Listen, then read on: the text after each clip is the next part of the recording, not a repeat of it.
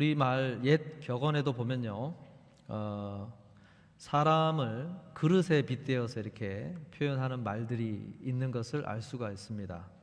우리 대기만성이라고 하는 그런 고사성어가 있지 않습니까? 대기만성. 큰데 그릇기, 늦을만 이룰성, 이 네 자를 써서 큰 그릇은 늦게 이루어진다, 이런 뜻을 담은 한자성어가 있지요. 오랜 고생 끝에 좀 큰 뜻을 이룬 사람을 가리켜서 대기만성한 사람이다, 이렇게 표현을 합니다. 오늘 본문 말씀에서도요, 바울도 인간의 모습을, 인생을 어떤 그릇, 사람을 그릇으로 이렇게 표현을 하고 있어요. 여러분, 그릇이라고 하는 것은 가만히 생각해 보면은 어떤 뜻을 갖고 있습니까? 그 스스로는 존재 목적 이유가 아무것도 없어요. 그 그릇을 사용하는 사람에 의해서 그 그릇은 가치가 정해지는 것이지요. 바로 인간이란 어떤 존재냐? 우리 스스로는 어떤 가치를 만들어낼 수 있는 존재라기보다는 창조주 하나님에 의해서 그 삶의 모든 의미가 규정되는 그런 존재가 인간이라고 하는 것입니다. 그래서 이 그릇이라는 말은 우리 인간을 아주 잘 드러내는 단어라고 할 수가 있어요. 사실 이 표현은요, 바울이 스스로 이렇게 생각해내서 쓴 표현이 아니라 그가 예수님으로부터 택함을 받을 때 이방인들을 위한 어떤 사도, 전도자로 부름을 받을 때 예수님이 직접 사용하신 단어였어요. 바울이 다메섹으로 그리스도인들을 잡으러 갈 때에 그 길가에서 길에서 큰 강한 빛으로 예수님의 음성을 듣게 되면서 사람들의 부축을 받으면서 눈을 보지 못하는 가운데 다메섹 성읍으로 들어가 거기서 머물고 있을 때 아나니아라고 하는 경건한 하나님의 사람에게 예수님께서 그에게 가서 내가 전하라는 말을 전해라 라고 하실 때 바울을 어떻게 소개했냐면은 사도행전 9장 15절에 보면은 이 사람은 내 이름을 이방인과 임금들과 이스라엘 자손들에게 전하기 위하여 택한 나의 그릇이라 그랬어요. 택한 나의 그릇이다. 예수님이 바울을 향하여 직접 그릇이라고 이렇게 표현을 하셨어요. 그러니까 바울은 그 얘기를 듣고 이렇게 그릇의 관점으로 자신을 이해하고 인생을 이해하고 있었기 때문에 디모데에게 그런 권면을 하게 된 것입니다. 예수님께서 바울을 그릇의 관점으로 그를 바라보셨다는 것이죠. 여러분, 이 예수님의 관점, 이 관점이 오늘 2025년도 우리의 인생의 걸음을 이해하는 관점이 되어야 되리라고 믿습니다. 그릇의 관점으로 우리의 인생을 바라보며 함께 걸어가길 원해서 올해 주제 말씀을 그릇이 되자. 그런데 어떤 그릇이 되어야 되느냐, 이것을 오늘 나누고 싶은 것입니다. 오늘 바울이 소개하는 그 그릇의 관점을 조금 더 살펴보면 그런 얘기들이 나오고 있어요. 오늘 본문 20절에 보면은 큰 집에는 금그릇과 은그릇뿐 아니라 나무그릇과 질그릇도 있어 귀하게 쓰는 것도 있고 천하게 쓰는 것도 있나니 그래요. 앞서서 그릇의 종류를 네 가지를 소개하면서 그 재질도 다르고 모양도 다르고 다 다른 모양을 하고 있다. 그릇은 다 그렇게 얘기를 하면서, 그런데 주인의 관점에서는 딱 두 가지로 구분된다라고 표현을 하고 있어요. 주인의 관점에서는 그게 생김새가 어떻든지 간에 또는 뭘로 만들어졌든지 간에 상관없이 딱 두 가지 관점으로 그들을 이해한다라고 표현을 하고 있어요. 그게 뭐냐? 귀하게 쓸 그릇과 천하게 쓸 그릇, 이 두 가지 관점으로 인생을 바라본다는 거예요. 귀하게 쓰는 그릇이 있고 천하게 쓰는 그릇이 있다는 거예요. 여러분, 귀하게 쓰는 그릇, 천하게 쓰는 그릇, 이게 무슨 뜻일까요? 사실 이 귀함은요, 직분의 차원에서 말하는 것도 아니고 어떤 사회적인 위치와 성공, 업적 뭐 이런 것을 가지고 얘기하는 의미가 아니에요. 귀하다라고 하는 말은 마치 이런 거죠. 남편이 아내를 사랑스럽게 대하는 모습을 표현할 때 쓰는 단어가 이 귀하다라고 하는 단어예요. 굉장히 사랑의 관점, 관계의 관점에서 표현을 하고 있는 단어입니다. 그 대표적인 인물을 꼽으라고 한다면 예수님께서 귀하게 여긴 사람이 누가 있을까?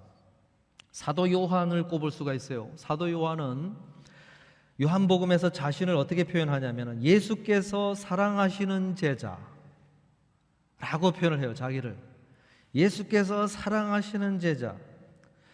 여러분, 이 사랑하시는 제자에게 예수님이 무엇을 맡기시는가 보면은 요한복음 19장 26절에 보면은 예수께서 자기의 어머니와 사랑하시는 제자가 곁에 서 있는 것을 보시고 자기 어머니께 말씀하시되 여자여 보소서 아들이니이다.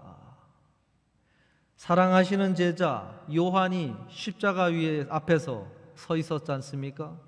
그럴 때 마리아를 향해서 보소서 아들이니이다 그러면서 앞으로는 아들 역할을 요한 이 사람이 하게 될 것입니다 하고 요한에게 자신의 어머니 마리아를 보살필 것을 부탁하는 그 장면을 소개를 한 것입니다. 요한은 이 일을 감당하기 위해서 에베소를 떠나지 않아요. 에베소에 마리아를 모셔다 놓고 그 에베소를 중심으로 사역을 끝까지 해갑니다. 다른 사도들은 다 순교를 당하는데 마지막까지 순교의 자리에서 빼내어 그 역할을 하도록 그 일을 맡겨주셨다는 것을 알 수가 있어요. 여러분, 예수님이 사랑하는 자, 귀하게 여기는 자, 귀한 그릇으로 보는 자에게는 이런 소중한 일, 정말로 귀한 일들을 부탁하신다는 거예요. 그게 귀하게 쓰는 그릇입니다. 귀하게 쓰는 그릇. 너가 아니면 이 일을 맡아줄 사람이 없다라고 여기는 종류의 일을 맡기시는 사람이 귀하게 쓰는 그릇이에요. 여러분, 올 한 해 우리가 무엇을 바라보면서 걸어가야 될 것이냐? 그것은 예수님이 이렇게 귀하게 여기시는 그런 그릇, 소중한 일을 맡기실 수 있는 그런 그릇이 되기를 힘써야 될 줄로 믿습니다. 그러려면요 어떻게 해야 되느냐? 본문 21절에 보니까 그러므로 누구든지 이런 것에서 자기를 깨끗하게 하면 귀히 쓰는 그릇이 되어 거룩하고 주인의 쓰심에 합당하며 모든 선한 일에 준비함이 되리라 그랬어요. 어떻게 해야 귀히 쓰는 그릇이 된다고 그랬어요? 자기를 깨끗하게 해야 한다 그랬어요. 자기를 깨끗하게. 근데 뭐로부터 자기를 깨끗해야 되냐? 이런 것에서. 이런 것이 무엇일까요? 거기 몇 가지가 다 들어있는데 가장 먼저 나누고 싶은 것은 15절에 보면은 너는 진리의 말씀을 옳게 분별하라. 진리의 말씀을 옳게 분별하라. 이 말씀을 한 배경을 조금 알면서 이 말씀을 묵상해 갈 필요가 있는데 당시에 예수님께서 가르쳐 주신 말씀을 사도들이 가르쳤어요. 그런데 그 말씀을 가르침을 받고 이제 또 사도들에 이어서 뭔가를 이렇게 가르치는 교사로 세움을 받고 가르치는 일을 하는 사람들 중에 거기에 그 당시에 유행하던 다양한 어떤 철학 같은 것들을 끼워 넣어서 말씀을 해석을 하고 거기다 말씀을 가르치는 사람들이 생겨나기 시작을 했습니다. 그런데 거기에 심각한 말씀의 왜곡을 하는 사람들, 그런 사람들이 가르치는 그 가르침, 그런 말씀들에서 그것을 옳게 분별하라고 이야기를 하는 거예요. 이를 주도했던 두 명의 사람을 언급하고 있죠. 후메네오와 빌레도라고 하는 거짓 교사들의 이름을 명시를 해서 소개를 하고 있어요. 이들이 주장했던 것은 그 당시에 영지주의자라고 하는 육신을 악하게 보고 영혼을 아주 깨끗하고 선한 것으로 바라보려고 하는 그런 성향을 강하게 가지고 있는 사람들이 영지주의자라고 부르는 사람들이 있었습니다. 그들은 부활을 이야기하면서 예수님이 하신 말씀 마지막 날에는 영혼으로 먼저 예수님이 오기 전에 먼저 죽음을 맞이한 자들이 영혼이 주님과 함께 거하고 있다가 다시 오실 때 그 영혼들을 데리고 와서 이 땅의 흙으로 돌아간 그들의 육신까지도 다시 불러내어 영혼이 다시 만나 예수님과 같은 부활체, 부활의 몸으로 변화시켜 새하늘과 새 땅에서 살게 하리라 이 말씀을 하셨는데 아니다, 육체를 다시 부활시키실 필요도 없고 이미 그 사역은 다 완료가 됐다. 영혼의 부활만 있는 것이다 하면서 그때 또 말씀하신 어떤 최종적인 심판도 이미 끝난 것이다 라고 이야기를 하면서 그런 말씀을 가르치고 있는 이들을 향해서 지금 바울이 경고를 하면서 그것을 옳게 분별하라고 이야기한 거예요. 여러분, 심판에 대한 경각심이 없다 보니까 이 사람들이 어떻게 살겠습니까? 16절에서 그렇게 소개하지요. 망령되고 헛된 말을 버리라. 그들은 경건하지 아니하며 점점 나아가나니라고 했어요. 그들의 행실이 어떻다는 거예요? 게으른 모습, 부도덕한 모습, 뭐 이런 것들이, 경건하지 않는 모습들이 지금 그들로부터 나오고 있지 않느냐라고 하는 것을 경고하면서 그렇게 이야기를 하는 거예요. 여기서 우리가 알 수 있는 것은 바울은 깨끗하게 된다고 하는 것의 의미를 겉으로 보이는 모습에서 찾은 것이 아니라 그들이 믿고 있는 마음에 가지고 있는 어떤 생각, 말씀에 대한 생각, 말씀에 대한 믿음, 이런 것에서 찾고 있다는 거예요. 그것 때문에 그들이 경건하지 않는 모습으로 그렇게 나아가고 있는 것이다 하면서 그들의 마음속에 들어있는 그것을 거기서부터 깨끗함의 문제를 이야기를 하고 있는 것입니다. 예수님께서도 깨끗하다라고 하는 이 말을 쓰실 때 마음을 강조하셨어요. 마태복음 5장 8절에서도 마음이 청결한 자는, 마음이 청결한 자는 복이 있나니 그들이 하나님을 볼 것이며, 마음이 깨끗한 자가 하나님을 만날 것이다 그랬죠. 마태복음 23장 26절에서도 눈먼 바리새인이여 너는 먼저 안을 깨끗이 하라 그리하면 겉도 깨끗하리라 그랬어요. 안이 깨끗해야 겉으로 나오는 게 깨끗해진다 라고 이야기를 하면서 마음을 강조하셨어요. 여러분, 올해 우리가 깨끗하게 해야 될 부분이 있다고 한다면 무엇이겠습니까? 우리의 마음을, 우리의 안을 깨끗하게 해야 된다는 거예요. 우리의 마음에 깨끗하게 하는 것은 무엇으로 할 수 있습니까? 디모데전서 4장 5절에서 하나님의 말씀과 기도로 거룩하여 짐이라 그랬어요. 하나님의 말씀과 기도로 거룩하여 짐이라. 원래 거룩하다는 단어는 죄가 없다는 단어인데 깨끗하다는 거하고 동의어예요. 그러니까 깨끗해지는 것은 뭘로 깨끗해진다는 거예요? 하나님의 말씀과 기도. 오늘 말씀까지 종합을 하자면 분별된 바른 말씀이 우리의 마음을 채울 때, 모든 말씀이 아니라 분별된 바른 하나님의 말씀이 우리의 마음을 채울 때 그렇게 된다는 것이죠. 그리고 하나님을 향한 영혼의 활동인 기도를 드리고 있을 때 우리의 마음이 거룩해지고 깨끗해지고 온전케 된다는 것입니다. 여러분, 깨끗한 그릇이 되기 위해서는 이거 외에는 방법이 없다는 거예요. 올 한 해요, 다음 주부터 시작이 이제 되는데 경건생활 4가지 중에 꼭 한 가지를 작정하시길 바라요. 그거는 뭐 누구한테 하는 게 아니라 하나님 앞에서 내가 말씀과 기도 생활을 어떻게 하겠는가, 이 계획이 있어야죠. 플랜이, 그리고 결단이 있어야죠. 작정이 있고. 그러지 않으면은, 연초에 이런 걸 작정하지 않으면 연중에 달려가다 보면 내가 뭐 하고 있는지 그걸 어떻게 세웁니까? 연중에는 그런 걸 작정할 수도 없고 할 힘도 없고 능력도 없어요. 바빠가지고 뭔가 하기 바쁘지. 그러다 보면은 1년 연말이 다 다가오고 돌아보면은 아무것도 한 게 없어요. 그렇지 않습니까? 연초에 이렇게 말씀 주시고 기회 주시고 시간 주실 때, 마음 주실 때 작정을 해서 달려가 보리라 하고 걸어가야지. 그래도 바쁘게 달려가는 중에서도 자꾸 거기서 하려고 하고 지키려고 하고 하다 보면 연말이 지나면 그래도 그런 것들을 지켜온 걸음의 흔적들이 생기고 하는 것입니다. 또한 말씀과 기도가 종합으로 들어있는 게 뭡니까? 예배 자리지요. 예배 자리. 공예배 자리를 여러분 안정적으로 참여하리라 한번 다짐하시면 좋겠어요. 예전에 제 시골 교회, 저희 부모님 교회 같이 이렇게 섬길 때는 보면은 그 출석표 역할을 하는 게 성미였어요. 성미. 그러니까 성미 하시는 분들은 출석하는 날은 어김없이 성미를 가져오니까 뒤에 보면 그 스티커를 그래프처럼 이렇게 붙여드리는 그 일이 아주 또 중요한 일이었어요. 그 빠뜨리면 안 되고 그 성미를 가져오셔서 성미함에 이렇게 넣으면서 거기에 놓여져 있는 스티커를 떼다가 자기가 그걸 붙이지 않습니까?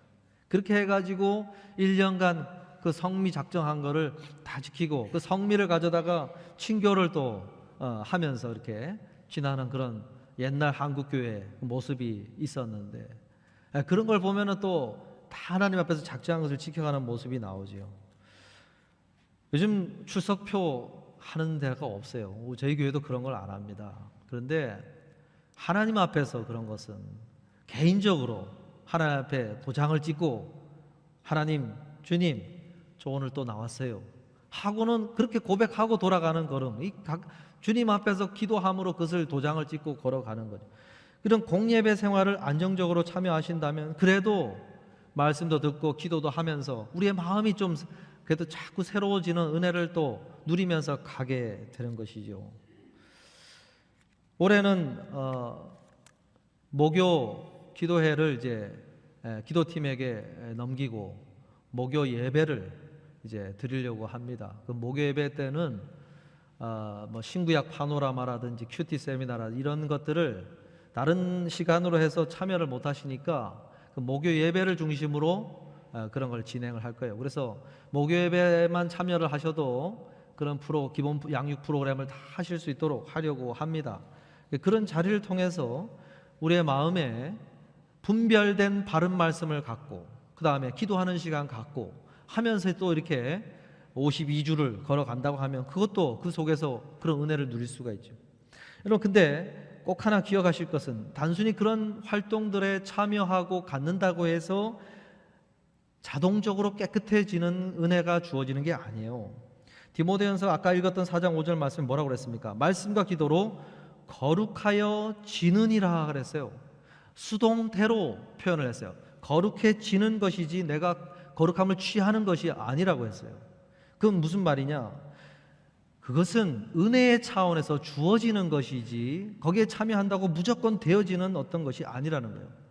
여러분, 그것을 잘 기억할 필요가 있는 것이, 우리가 어떤 이런 예배 자리들을 갖고 가기 위해서 내가 시간을 내고 그다음에 예배 순서를 맡아서 섬기고 하는 것은 우리의 몫입니다. 우리가 해야 또 예배가 이루어질 수가 있으니까. 그런데 정작 중요한 우리를 거룩하게 하고 깨끗하게 만드는 은혜는 그런다고 해서 주어지는 것은 아니라는 거예요. 내가 그 예배 자리들, 말씀의 자리들에 참여를 하는 가운데 하나님의 은혜 주시기를 아주 수동적으로 기다려야 된다는 거예요. 기다려야 되고 구해야 되고 은혜가 주어질 때까지 머물러 있어야 되는 것이죠.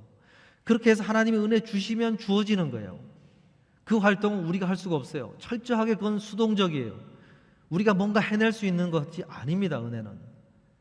그러니까 예배를 참여한 가운데 바쁘게 일하다가도 그 핵심적인 은혜를 누리기 위해서는 하나님이 주셔야만 되는 거예요. 그 주심을 기다리고 하는 모습이 이루어져야 되는 것이죠. 그래서 이 은혜를 주실 때는 가만히 있으라 그래요. 하나님은 항상 가만히 있어라. 여러분, 시편 46편 10절에도 보면 이르시기를 너희는 가만히 있어 내가 하나님됨을 알지어다. 하나님을 알게 하시는 은혜가 가만히 있을 때 주실 것이라고 표현하고 있어요. 여러분, 모세가 홍해를 가를 때에도 마찬가지였어요. 뭐라고 그랬습니까? 이스라엘 백성들에게 너희는, 출애굽기 14장 13절에서 너희는 두려워하지 말고 가만히 서서 여호와께서 오늘 너희를 위하여 행하시는 구원을 보라. 중요한 순간에는 하나님께서 우리를 보고 가만히 있어라, 너는 가만히 있어라 그래요. 우리가 할 게 없어요. 은혜는 가만히 서서 하나님을 뚫어지게 쳐다보고 하나님을 바라보고 기다리고 하는 그 기다림의 행위로 가만히 있을 때 하나님이 은혜를 주시는 거예요. 예배를 위해서 찬양을 준비하고 친교를 준비하고 뭐 여러 가지 섬김이 될 활동을 위해서 분주하게 움직여 다니다가도 은혜를 누리기 위해서는 가만히 있어야 돼요. 가만히. 이게 굉장히 중요한 원리입니다. 뭐 개인 큐티를 하든지 간에 또는 말씀을 읽어가든지 간에 그런 활동을 할 때도 주님 앞에 수동적으로 가만히 있는 그런 은혜를 기다리는 그런 시간들이 있어야 되는 거예요. 아무리 바쁘더라도 예배는 은혜를 받기 위해서는 가만히 있어야 돼요. 이게 원리입니다. 그래서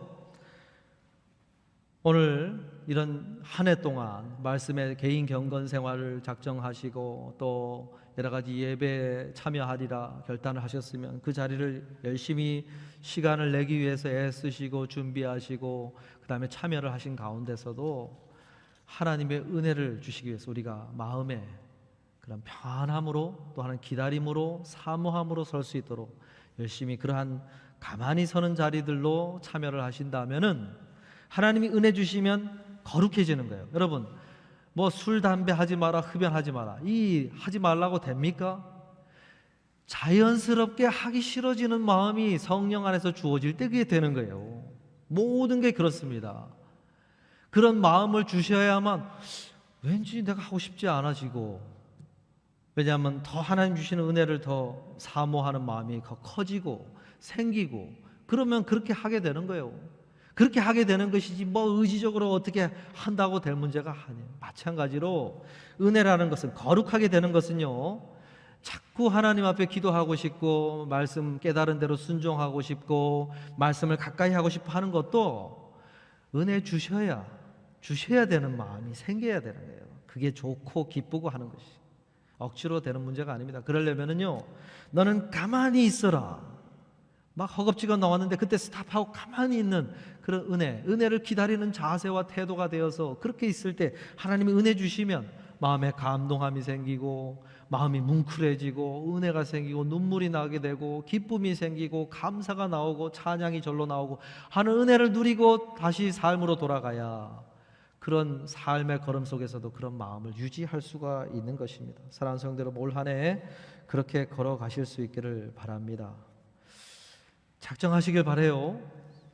꼭 부탁을 드립니다.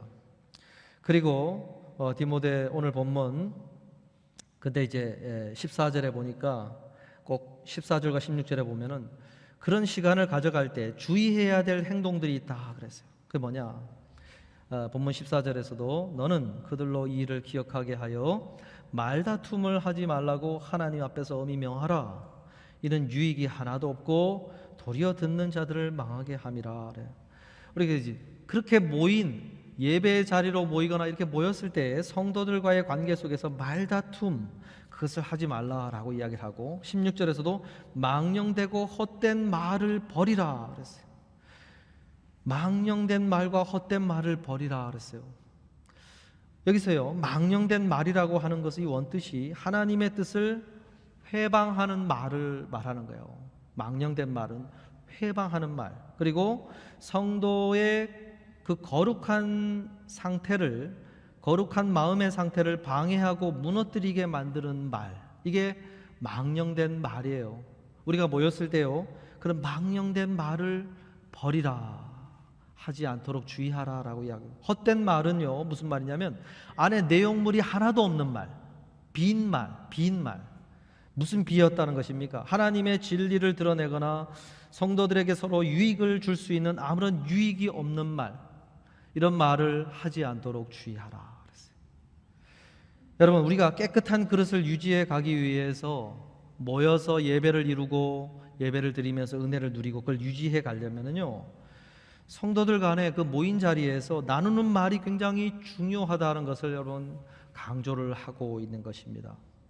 서로를 향해서 말을 할 때요, 그런 말들을 하지 않는 것도 주의해야 되겠고, 어떤 것들을 자꾸 노력을 해 가야 될까도 한번 생각을 해 봐야 되겠지요. 서로 간에 그런 말을 안 하려면은 예의를 갖추는, 서로에게 예의를 갖추고 하는 말을 하기를 힘써야 된다고 볼 수 있어요. 우리 새 가족들이 왔을 때 이왕이면 또 예의를 갖춰서 따뜻하게 또 높여주시는 말을 하시고, 그리고 서로 간에 말을 할 때 또 너무 또 편하게 하는 말을 하다가 실수하지 않도록 주의하는 그런 모습이 필요해요.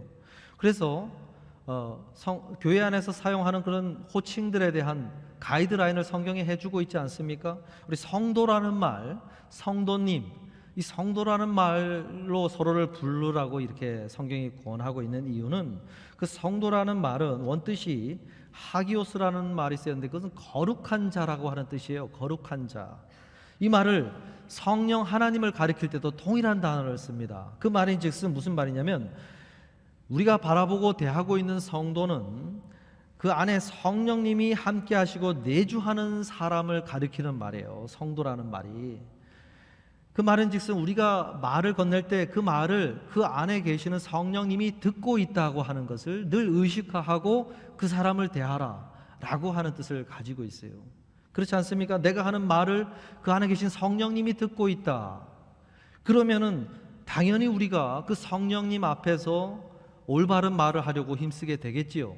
그래서 우리가 이 성도라고 부르면 그 메시지를 계속 되새기는 그런 말이에요. 그래서 우리가 서로를 부를 때는 이왕이면은 성도님, 성도님이라고 부르면은 가장 성경적입니다. 그리고 예수님께서 사용하신 형제 자매라는 말이 있어요. 형제 자매. 마가복음 3장 35절에서 예수님께서 거기 주변에 자신에게 나온 사람들 뭐라고 부르셨습니까? 누구든지 하나님의 뜻대로 행하는 자가 내 형제요, 자매요, 어머니이니라 그랬어요. 이 예수님이 사용하신 말이에요. 형제님, 자매님. 그냥 뭐 쉽게 이렇게 부르는 말이 아니라 예수님께서 친히 가이드해 주신 호칭이라는 말입니다. 그렇다면 우리가 함부로 예수님께서 형제 자매로 부른 사람을 향해서 우리가 함부로 대할 수가 없지요. 예수님이 형제로 자매로 대하시는데 우리도 동일한 그런 마음으로 그를 대해야 된다는 것입니다. 우리가 이제 모임을 갖고 회의를 할 때도 마찬가지예요. 우리가 사회단체로 어떤 이익을 내기 위해서 모인 단체가 아니지 않습니까? 그것은 하나님의 뜻을 이루기 위해서 모인 사람들이 회의를 하는 것입니다. 그 말인즉슨 내가 하는 말이 하나님을 위한 뜻에 더 가깝지 않을까요? 라는 차원에서 의견을 내는 거예요. 하나님의 뜻을 담는 것에 더 내 말이 더 가깝지 않을까요? 라는 차원에서 말을 한다는 것은 거기에 걸맞는 자세와 태도와 단어를 사용을 해야 되겠지요. 그런 차원에서 이야기를 나누는 것입니다. 여러분 로마서 14장 20절에서 바울이 뭐라고 얘기합니까? 음식으로 말미암아 하나님의 사업을 무너지게 하지 말라 그랬어요. 로마 교회에 우상에게 바쳐진 음식 때문에 문제가 생기니까 그것으로 인해서 하나님의 사업을 무너뜨리게 하지 말라 그랬어요. 하나님의 사업이라고 했는데 이 사업이라는 말은요, 작가가 열심히 공을 들여 만든 어떤 미술 작품을 의미하는 말이에요. 하나님께서 아주 심혈을 기울여서 세워가고 계시는 교회, 그게 하나님의 사업이에요. 그 교회 공동체를 이루어가는 그 작품을 그것으로 인해서 회방하지 말라, 무너뜨리지 말라 라고 이야기를 하는 것입니다.